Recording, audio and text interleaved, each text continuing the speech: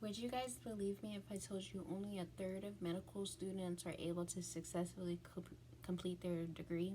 Well, it's completely true, because the other 2/3 of that population tends to be diagnosed with something that could be psychologically related. Say they develop anxiety or depression, that may prevent them ultimately from finishing their degree, just because they're incapable of maybe doing the research, or just the workload is just too much. They may become anxious anytime they try to complete their program. So that is a fun fact for you all. I'll go over some statistics that are related to stress and the effects on students.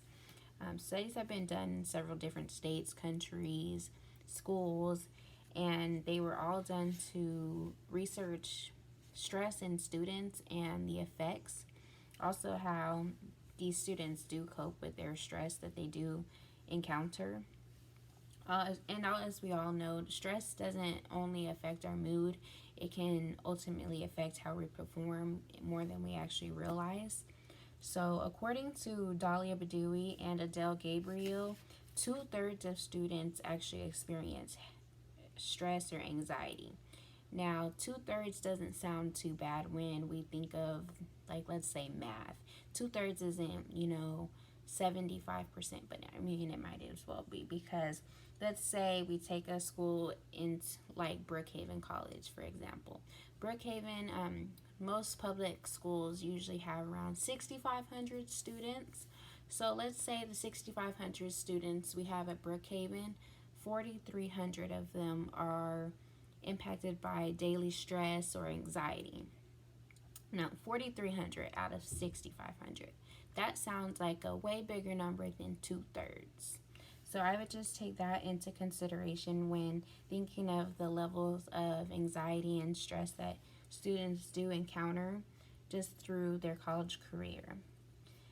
One other study that has been done is that out of all of students in a public community college, half of them are usually affected by depression. So 50% is also a very huge number compared to the whole population of a school. And then, according to Struthers, Perry, and Manek, when students have negative experiences, they tend to have an adverse reaction. So if a student feels that something is too stressful for them, their way of coping with it may be to eliminate what they feel brings the most stress. So if they feel like most of their stress is built up from them going to class, maybe their way of coping with that is to just not go to class.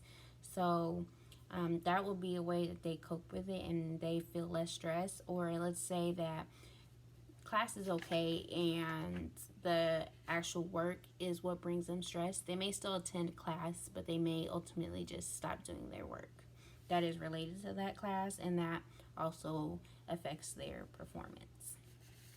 Okay, studies have also been done that are not just location, school, or country, but they also have been done with gender.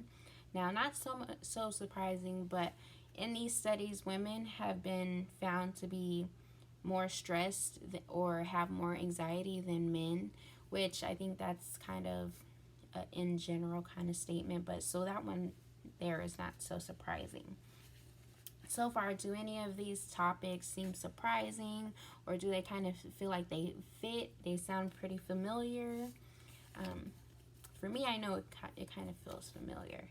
So my second question to my audience would be, when first entering college, did you feel that your stress was higher when you first began? Or now that you have started your courses and you kind of got a hang of things, does it seem more stressful now because of your workload or any other given factor? Like myself and many other classmates, we do tend to feel a high level of stress, and to cope with that, it just kind of depends on what you are experiencing. So say it's a workload and you just can't find the time in the day, so then time management might be something that we have to invest in, and learning when to take a break and recoup, and when it's okay to make a good stopping point. Say for some students, the stress may be that they're away from home. So a way to deal with that would be to get involved in extracurricular activities and find things that do relieve you of your stress and make you not worry about the things that do bring you stress. So if that's going to hang out with friends, studying with friends, if you feel like you can't do your homework because you're not at home, maybe sitting with friends brings less stress. Also, with time management, we have to make sure that not only do we rest and get enough sleep so that we can be prepared for the next day, but we also have to feed ourselves good things, and we want to have our brain be working well, and we want to have the necessary nutrients for us to stay healthy and still be able to learn everything that we are learning in these classes. Okay, and then like I mentioned, with the 1/3, Abdul Ghani's study had showed that when students first begin programs, sometimes depending on their health, they can become better and learn how to manage their time, or they can worsen because it's just add-on stress and they've never really learned how to cope with it.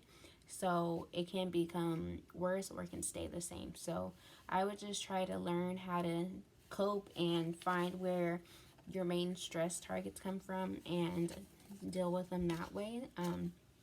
I know my time management is something that's really important to me, and just keeping things together in my daily life. So if any of you feel like you experience any of these, hopefully my video and my speech was a little bit helpful. Thank you guys.